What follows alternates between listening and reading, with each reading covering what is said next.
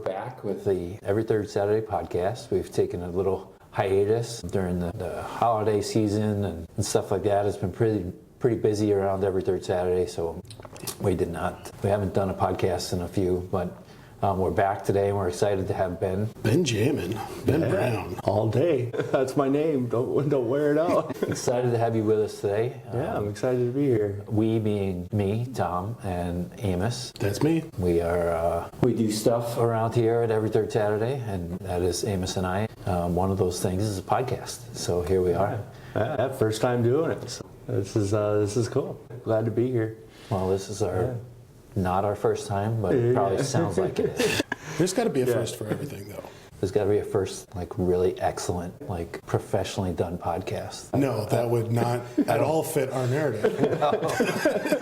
That would be a failure. So Ben, glad to have you. Thank you for coming on today. We really appreciate it. And we want to kind of hand it over to you and let us know or tell us about yourself, who you are and what you're up to. Yeah, well, I was born and raised here in Midway, St. Paul. And I joined the military service in the Army 2009, right after high school, and I was busy. I was busy trying to do all the milestones, like the big life events right out of the gate. And married, I had a kid on the way, and deploying within a year. So I was busy, and so.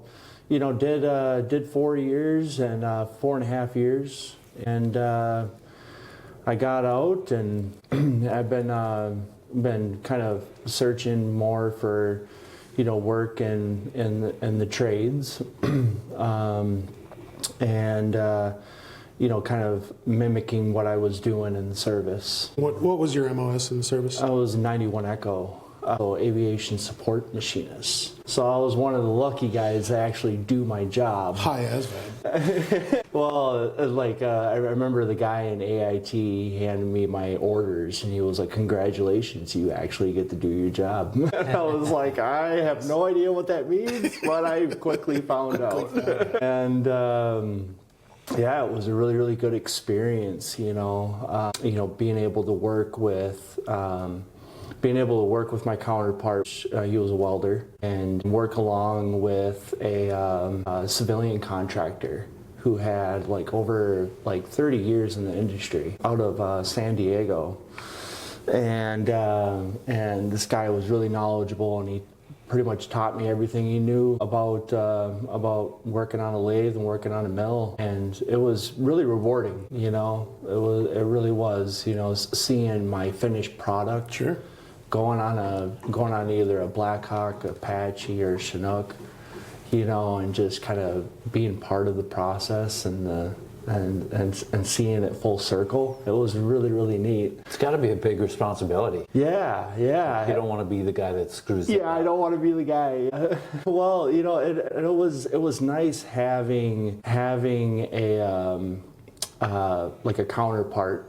Working with me, at the same page. Like if I had any questions or I wasn't really sure about this, making a certain part, it was like we were there to kind of be a team. And so, partnered with that mentor kind of subject matter expert role. Yeah.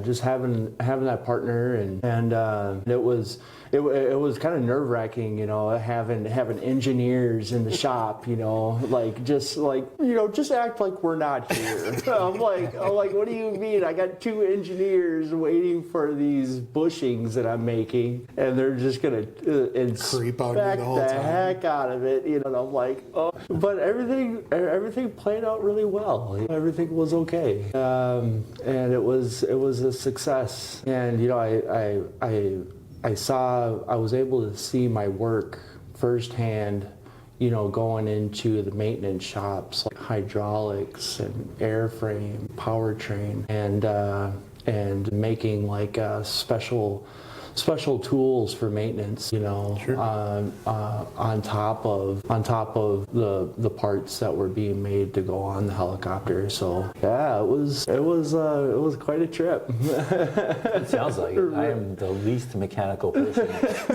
anyone's ever met. Yeah. My wife does all the handiwork around our house.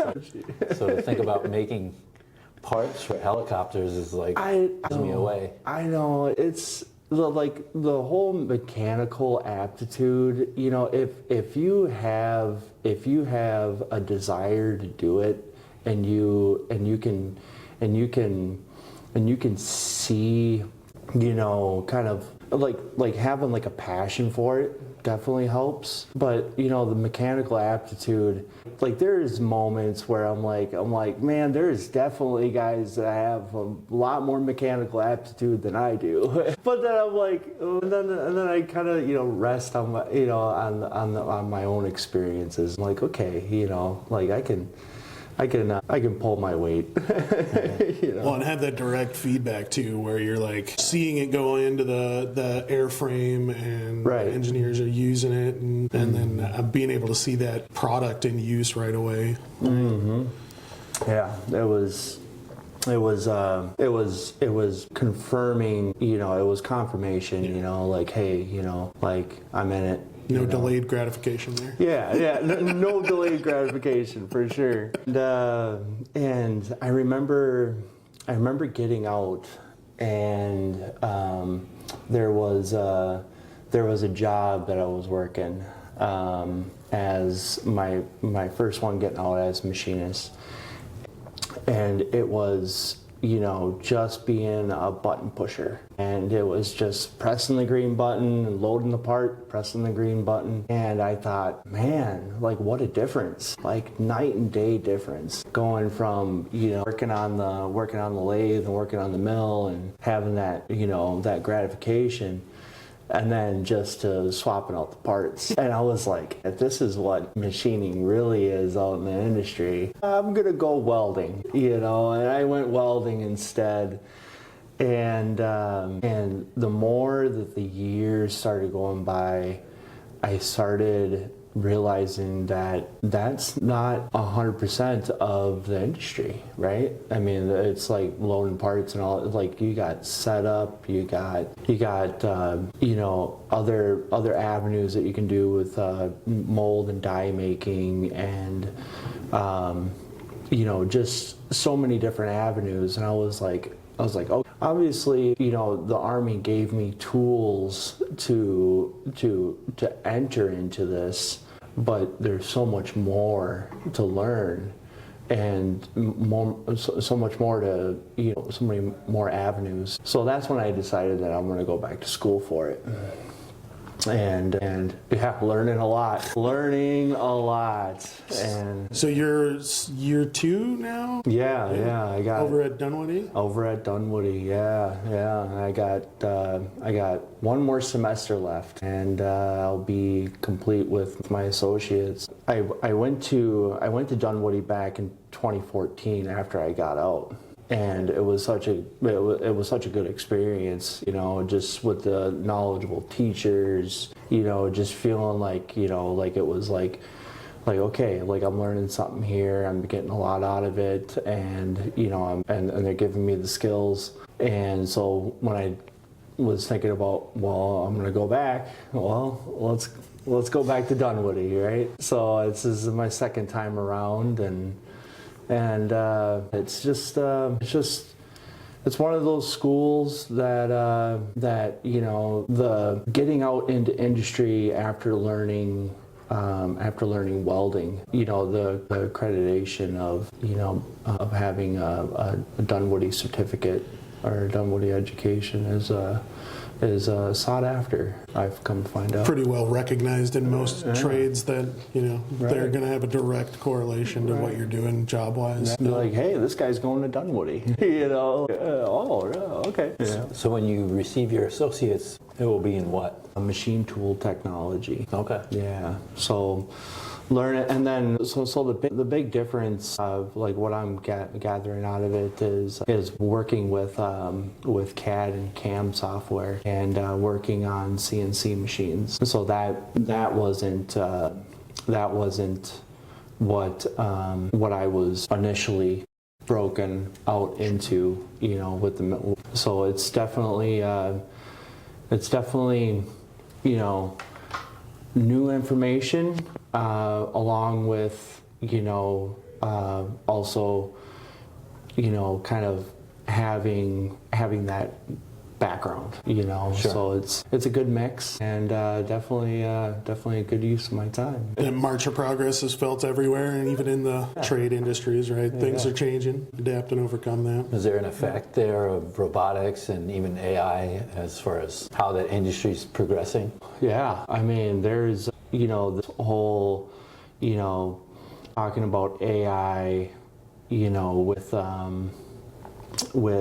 the industry, and is it gonna take away our jobs or this or that, and from what I've seen and from what I've heard, that AI is gonna be a tool. It's not necessarily gonna take away the job. It's going to streamline the job, right? Because you talked about CAD before, right? Yeah. And CAD's been around for a long time, but it's always been a intellect heavy kind of thing. These guys are the wizards doing things behind the scenes. Right. That's kind of where I guess I would see a lot of the application to it. Right. Yeah. Kind of the analytical data behind stuff, and kind of bringing in kind of like the footwork with a lot of it is what I would say. But the actual application of designing and doing the process, that's still very much the operator making that happen. I think that's the limitation of AI in a lot of fields, right? Where it's just, it's not creative. It just does what it's told. Yeah. You get some of the things that the engineers are coming up with on, how to make a product do exactly what you want and still function, and then also make it aesthetically pleasing. Yeah. Right? Yeah. It's like, if it looks like crap, they're not going to want to pay for it. If it looks like a Cybertruck. Hey, I'm a big fan of the site. You are not. I am. I love that thing. That is disgusting. Give me $100,000, I will buy a Cybertruck. No way. All right.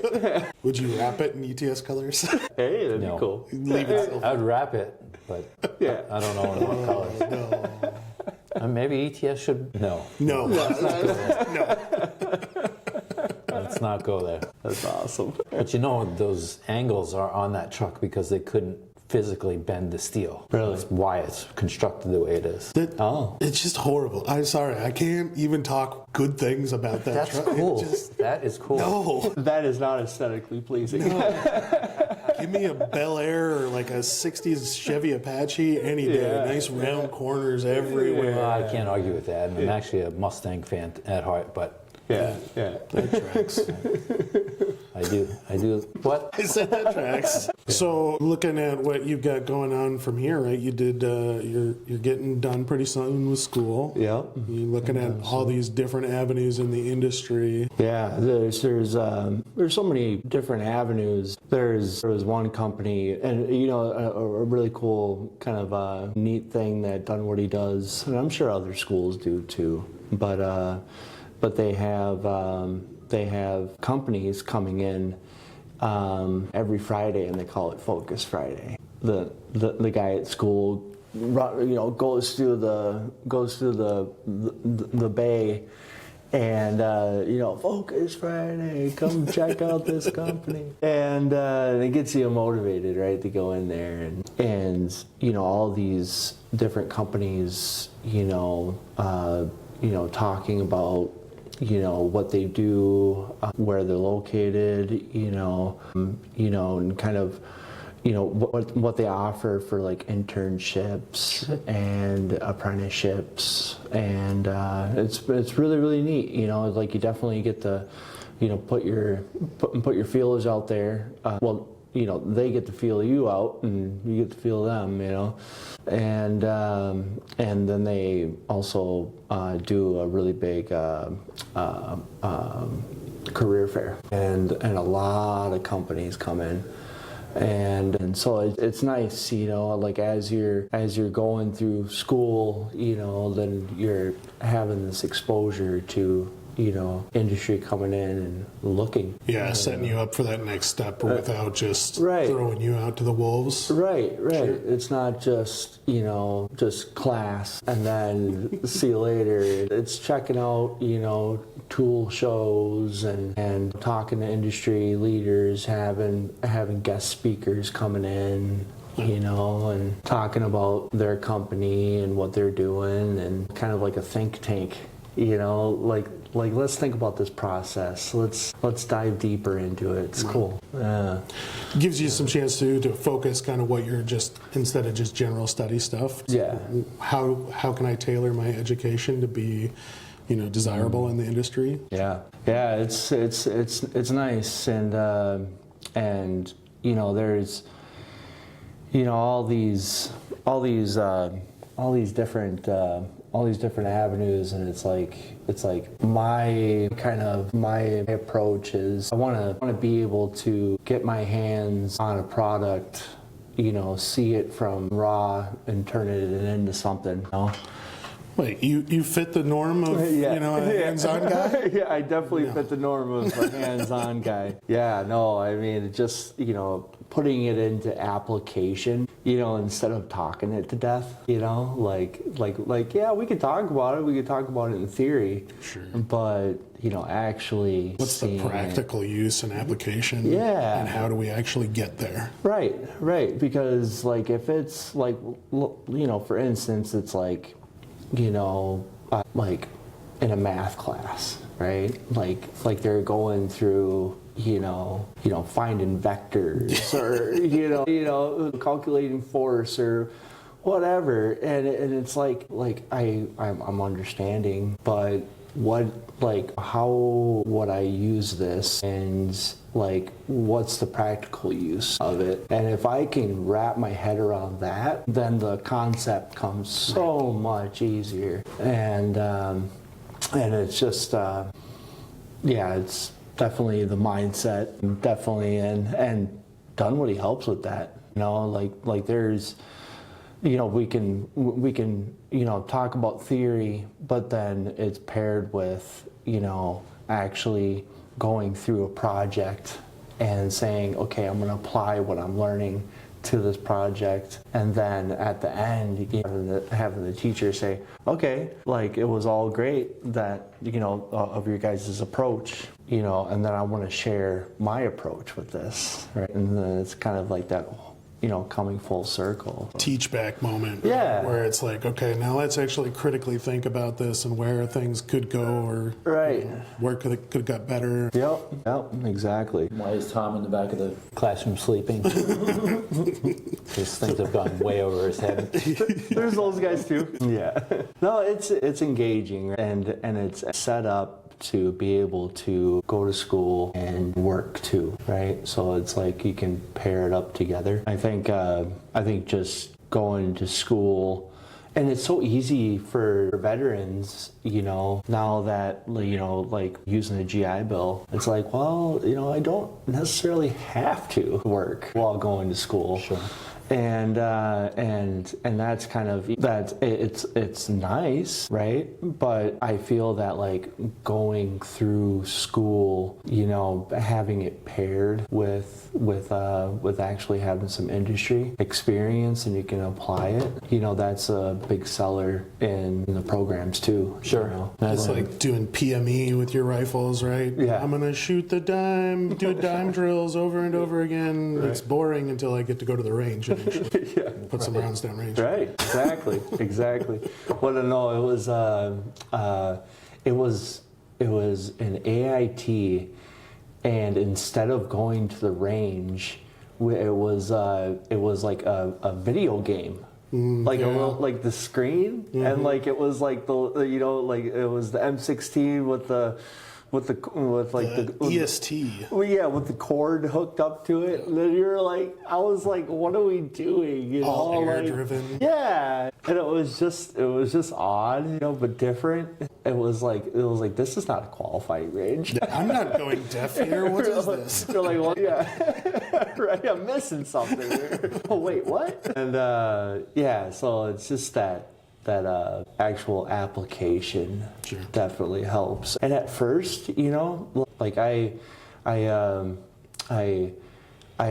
used that resource from the GI Bill to just focus on school. But as I was going through, you know, like sizing myself up to my peers, you know, like, you know, these guys are working, and, you know, and you know, kind of seeing and hearing their feedback of what was going on in class, and the connections that they were making with their job that they were working. And I was like, seems like they're, you know, got this, you know, connection there, and it's helping them learn a little better, right? And I was like, okay, I need to get on that, Sure. you know. And that's when I was like, okay, let's get out, start working. Yeah, it's really, really, really grateful, you know, to be able to have the resources to succeed, you know. And be part of a group going into industry with some peers, you know. And I think that's something that gets kind of lost sometimes, right? When we talk about benefits and veteran eligibility and stuff like that, those aren't meant to be like, that's it. That's what the rest of your life is. And I think we talk about that when we talk about identity and stuff like that, where I don't just identify as somebody I'm a disabled vet. I get, you know, compensation for things. It's an assist to get to that next step. But you have to be willing. You have to put some energy out there. You got to be able to take a chance. Like, yeah, it's not an excuse to. I mean, it could be. Sure. Could be an excuse just to kind of, you know, rest on your laurels and, you know, all that. But, you know, taking that blind jump, that first blind jump, and being like, okay, like this could be something, and I don't know what that looks like, and I'm just gonna go ahead and take that first step that's blind, you know, that and I'm gonna take that chance, you know, for something to grow from this. Yeah. So what kind of things have you done or built around you that have given you the support, that encouragement to do that? Oh, 100% community. I didn't, I was kind of, I kind of withdrew from, you know, community, you know, there for a few years. And like I thought I was doing myself a favor by, you know, saying, well, you know, I'm managing stress somehow, you know, staying to myself and Protecting everybody else. yeah, social service. Yes. And so it was great at first, so I thought, but it just started to get darker, lonelier, and I was stuck in this you know, in this. There wasn't a lot of challenge to my own thoughts. So I had this, you know, I built up this interpretation of, you know, what it is and what it could be. And when I got out, it was, nobody's on my same page, so this is all screwed and blah blah blah. And it's everybody else's. Yeah, and I was like, oh man, right? So I was like, there's a disconnect. Like, what's going on?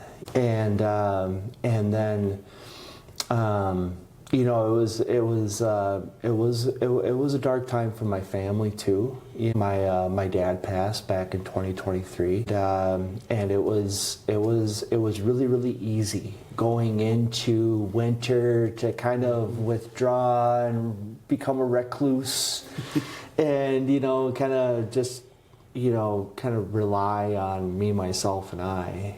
You know, I knew that connection and community was important. I just didn't know what that looked like again. Like I've had it before, military, relationships, family, that kind of thing. But what did that look like for me now going forward? Like how is it going to be different?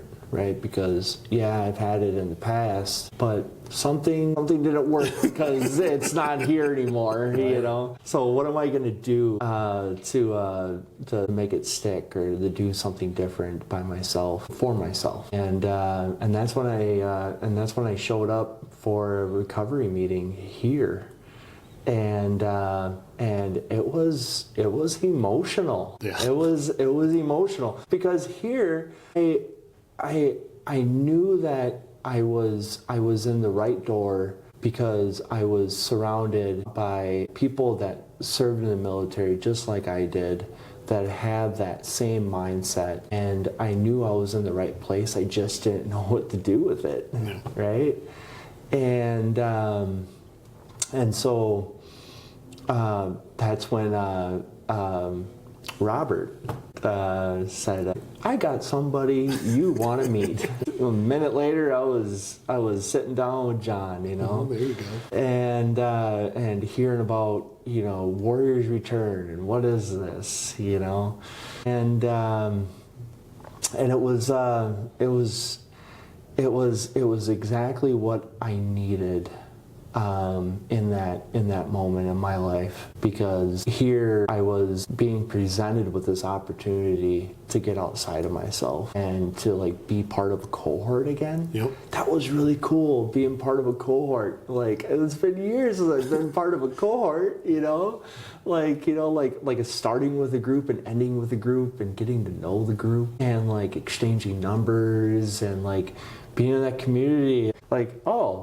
My thoughts are being challenged again. This feels a little uncomfortable. Not everybody thinks the way I do. Yeah. What do you mean? And just kind of being stuck in that mentality of nothing's going wrong with me. Everything's happening to me, but nothing's going wrong with me.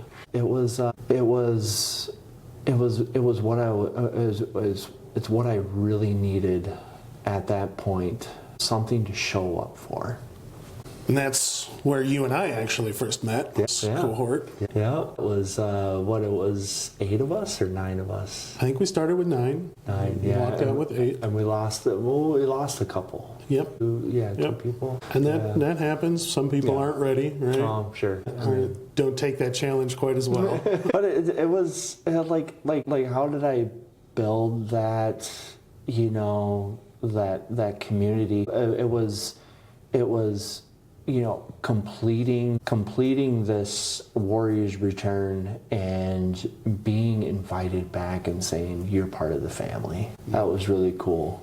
At the graduation, you were there and welcome to the community, welcome to the family. And I was and it was nice. Now, when I go to the VA and get my, get my refills or whatever, talk to whoever I need to do, I can have somewhere where I can step in and say, hey, and just see familiar faces, feel connected, feel that part of, was really, really cool. And then, and I was tapping back into that. I was well, what else can I build off of this? I'm on a roll. Let's see what else I can do. And I got into, I got back into AA. And so I was like, okay, so I got ETS, I got AA, and then I kind of redirected, putting more focus on family, big time. And it was so different, familiar, but different. This feeling of, well, today I just want to take a step back, or I don't want to reach out, or those days that we all have. It was do I do something going forward? Do I just try to keep going in the right direction? And it was like, this whole,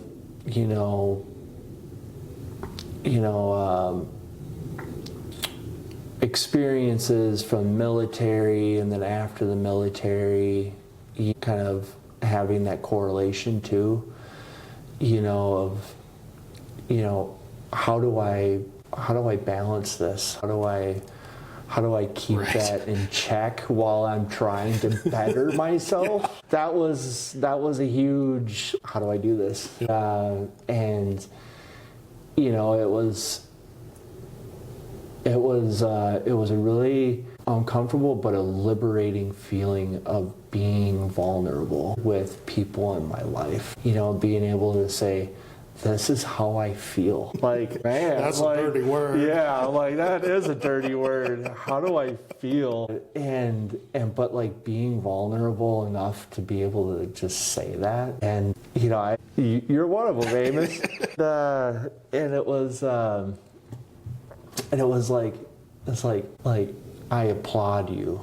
Remember, applaud you for being open. And I encourage other veterans to be vulnerable, to be true to yourself, but to be vulnerable. Like it was, for the longest time it was, get in line, suck it up, brush it off, keep going, train, get ready to go, this is happening, but, brush it under the rug, and stay ready, and it was just years of doing that. It was like, I was wanting to do right by my dad's memory. I can relate to that. Yeah, you can relate. I can. Yeah. It's like wanting to do right by him, and so it was like, what do I do different? What do I do different? I have to do opposite action, because if I don't do opposite action, I'm just going to keep on this same road, and that same road got me to having no community, me, myself, and I, And I think you pointed something out that took me a long time to recognize, right? Because we tend to hear a lot with that story with veterans that, you leave the military and you lose that community, you lose that sense of purpose in a way that is jarring. Yeah. But then if you look at it a little bit, and if you look at it a little bit, you didn't really necessarily choose that entire community. You kind of got it all forced on you. But man, it worked. Right? We talked, we trained how to make it work. We made it functional. But you said, right, like, you lost that community, but how do you build a community that lasts? And what sticks out to me in that is, that you invested in it, right? You actually took the time to be open with those people. I mean, myself included, right? We finished our cohort over a year and a half ago, 2 years ago. We've stayed in close contact since then. Several of the other members have. And it's that, how do I build not that transient community where I'm bouncing from one to the next? Yeah. But that one that can actually last through the hard times on either side of it. Right. And I think you hit it right on the nail, that, for the longest time it was that transient, community. What can I build now? Excuse me.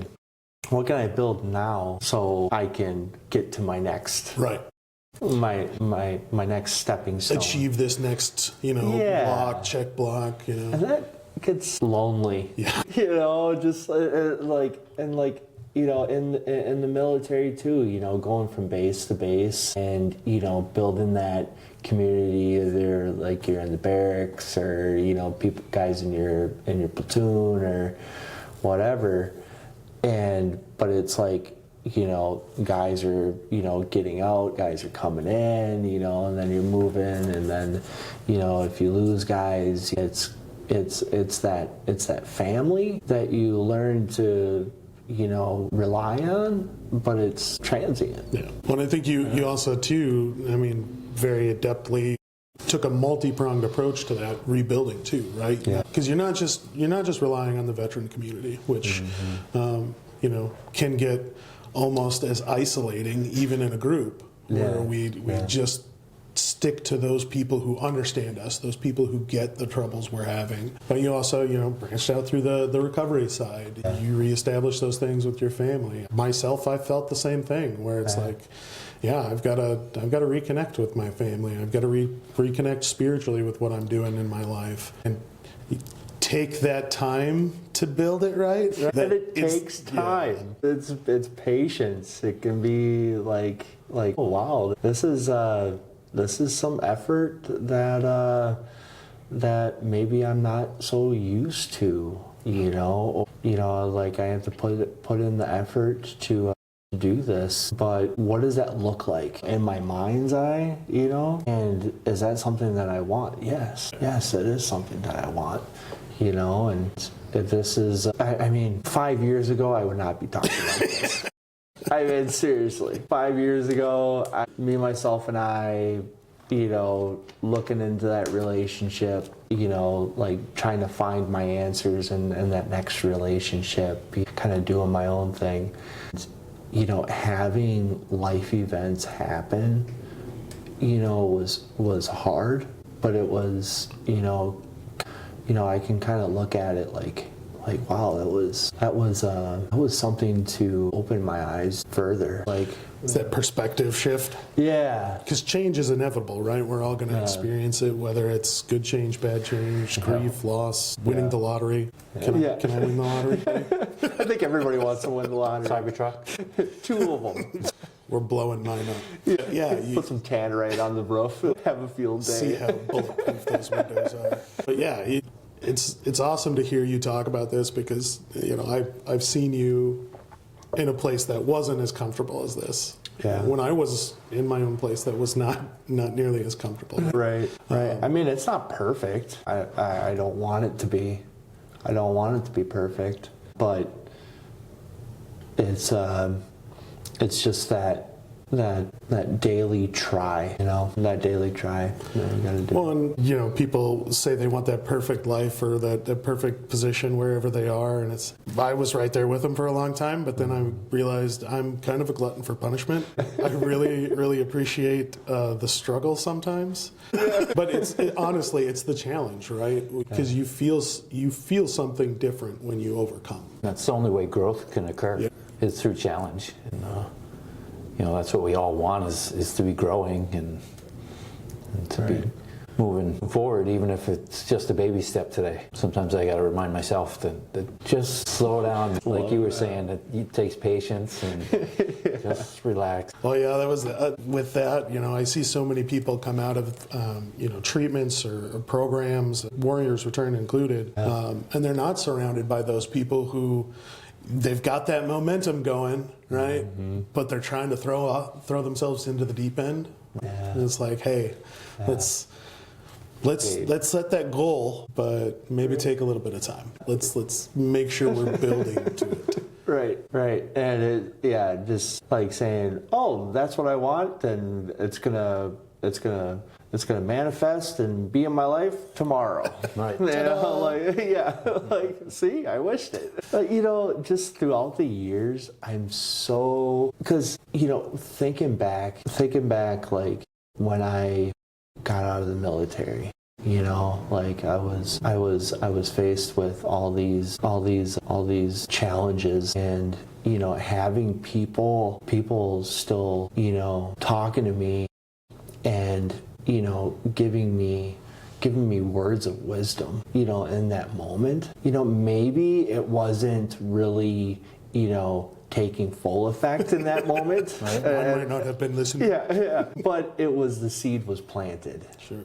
And like there's moments I'm like that seed that was planted, like I can like it's coming to the forefront, and I'm like, oh, okay, all right, I see what they were saying, and that's really cool. And I know if I was still in the grasp of addiction, I would just be willy-nilly, not even thinking twice about it, taking chances in a way, of not caring. I was taking chances, not caring. Yeah.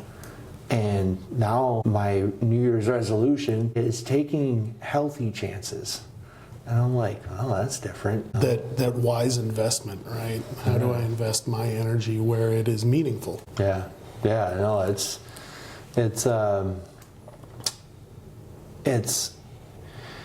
letting go, and I think you touched on it a little bit about the perfection, and I'm guilty. I am guilty at the perfectionism, coming out full force in my personality. No, I haven't gotten phone calls at I mean, midnight. yeah. I mean, just just like it's gotta be, what I have, thought out. Like this is how I see myself achieving that, and this is how I want it to be, and this is how I'm going to do it. And then the execution just kind of falls apart, and I'm like, but I'm still on track. Yep. And I'm like, okay, so this is not what I had in plan, but I'm still on track, and it kind of it can get to you. Yeah. Failure to meet your own expectations. My toes are still in the right direction. Yeah. Right? Still better than it was yesterday. The great American philosopher Mike Tyson. Everyone's got a plan till they get punched in the face. Life has a way of punching us in the face. Yeah. Yeah. And then kicking us while we're down. Great American philosopher. Uh-huh. Yeah. It's just wanting to let go of that. Yeah. Wanting to, and it's a work in progress. Sure. And being in the process, being vulnerable, to be like being able to vent and just talk about it and be like, this is not going the way that I thought it was going to go, but it's still going though, right? I'm like, yeah, it's still going.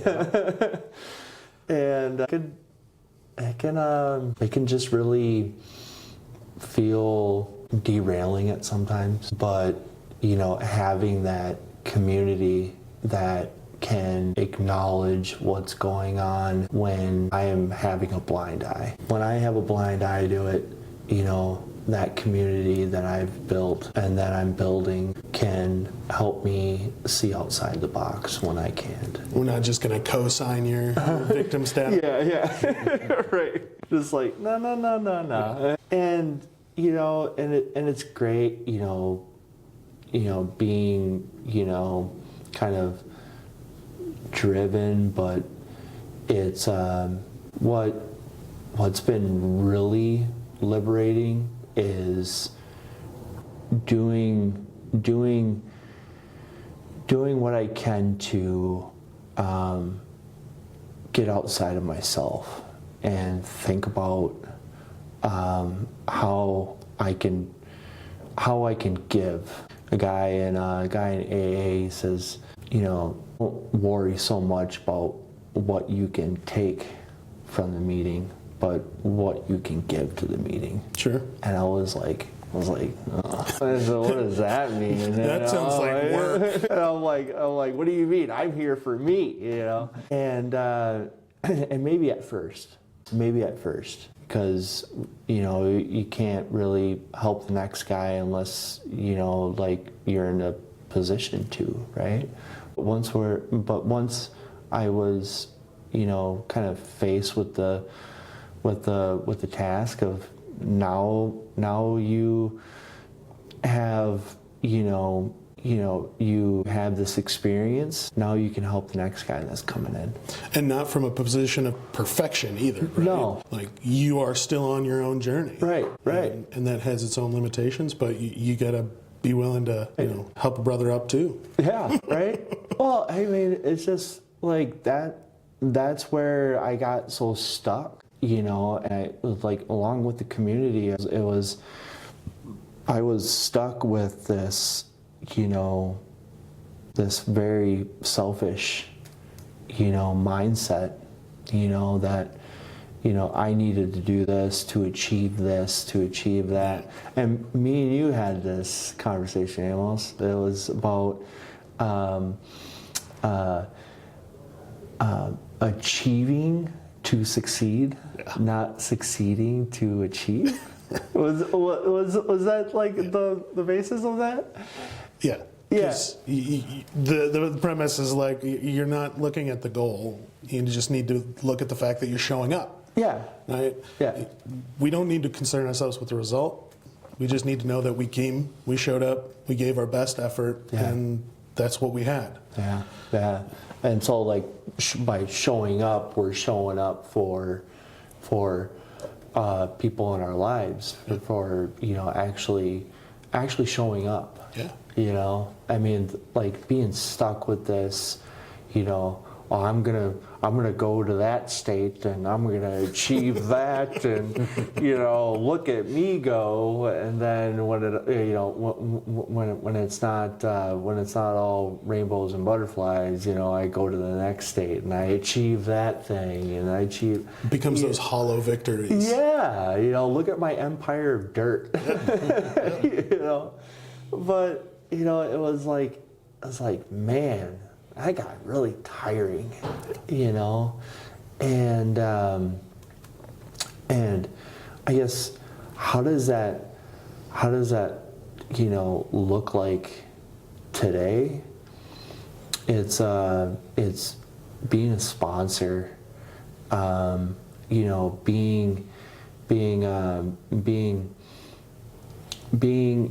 being willing to say, yes, I'm willing to walk this journey with you. Not can you be a pawn in my journey. I want to walk with you in your journey too. Sure. And so having that mindset, and it's still a learning curve, right? Because, like I said, 5 years ago I would not be talking like this. But it's how can I get outside of myself and be useful, and what can I bring? And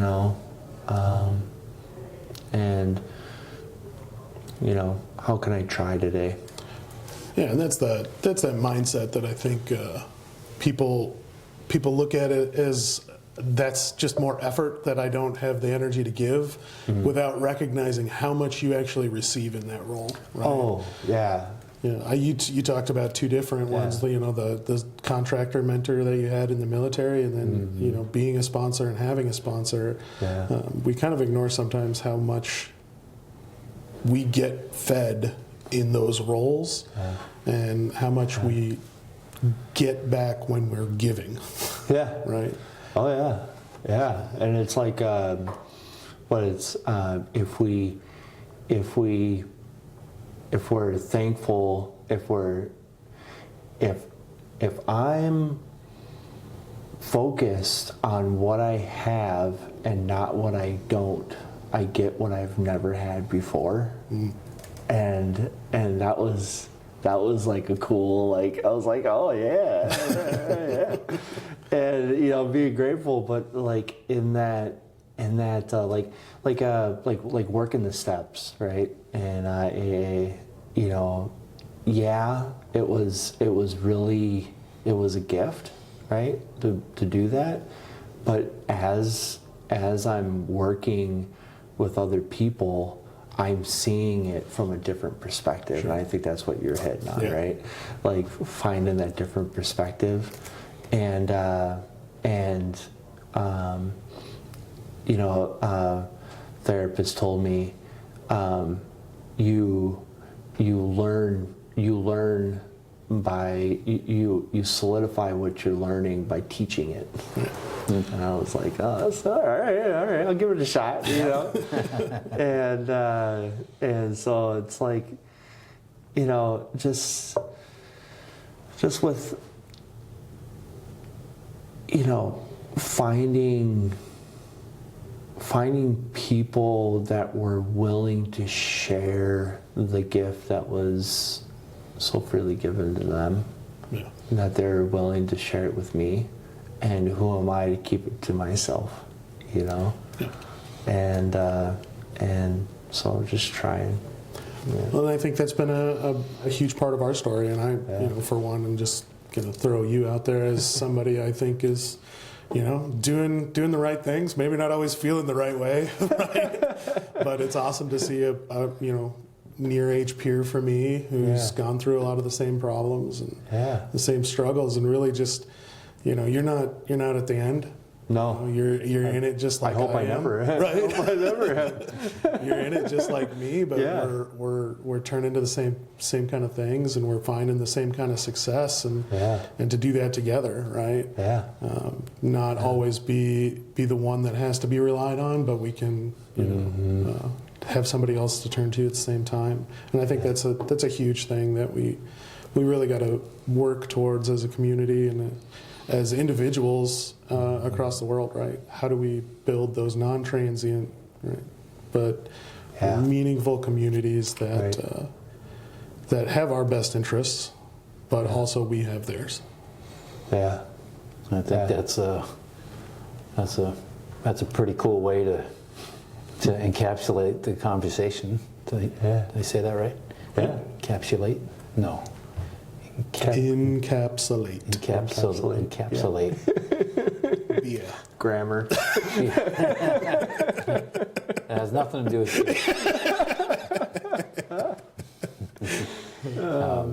But Ben, thank you so much for coming in today and thanks for having me. kind of laying it out. You know, and being vulnerable, and for sure. It's really for anyone listening out there who's wondering what true courage and strength looks like. It looks like vulnerability. It's just putting it out there and letting people see the good and the bad and the ugly, and taking a chance. Taking a chance. Taking a chance, and knowing that, you know, if I have good intentions behind this, and I put in the effort behind it, like, what do I have to lose? There you go. You know? And so it might be really uncomfortable, and it will be uncomfortable, I guarantee it. But just, I mean, the little small victories you can stack on those and build it. I mean, I can definitely relate with the addictions and the mental health journey, and you know, and this, you know, everything from military and onwards, you know. But you know, small victories, you know, being able to stack on those, and be like, hey, I did that, right? That's right. And tomorrow I could do this. I can do it again, and maybe you know, sprinkle a little bit more on there and see how that goes, right? And then next thing I know, you know, it's you know, waking up and I'm going all day and then all night, and man, I'm actually kind of sleeping better because I'm exhausted after the long day, you know. And feel good about going to sleep. Yeah, and that wasn't the case.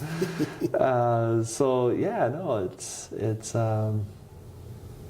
a journey, it's a journey that I'm grateful today to be on. It's a journey that we can all do. We all should do. We all should do. Just takes a community of support and takes the courage to just take that step, and you've done it, and actually both of you gentlemen have done it. So. Yeah. And you have better every views day. than me. Yeah, every day. I'm still jealous of his. How did I describe him to you? The larger, more lumberjack version of me? No. But yeah, no, it can be uplifting.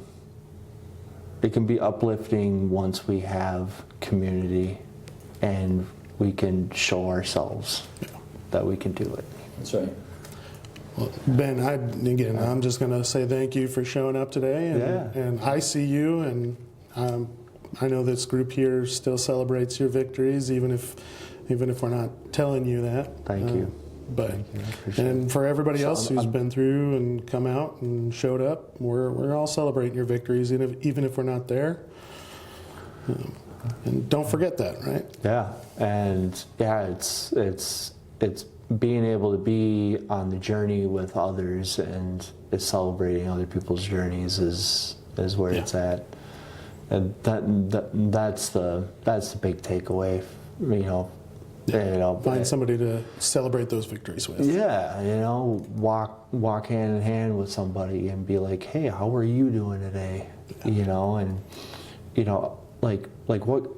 What can I pray for you today for? Like how can I keep you in my thoughts? That's cool. Yeah. That's different. and you might not see how that's getting the work in your life, but then all of a sudden you're like, hey, like I'm staying in contact and I'm getting invested in the people in my life, and I care and getting outside of myself. Yeah. All right, celebrating victories for other people. Yeah. So Awesome. well, I appreciate you guys. Yeah. Well, this podcast is a product of Every Third Saturday. It's our nonprofit in Minneapolis, Minnesota. We support veterans and their families. And if you'd like to learn more about us, you can go to the website at everythirdsaturday.org, and that's all spelled out. And if you'd like to support us, you can text the word HOPE to 952-234-7234.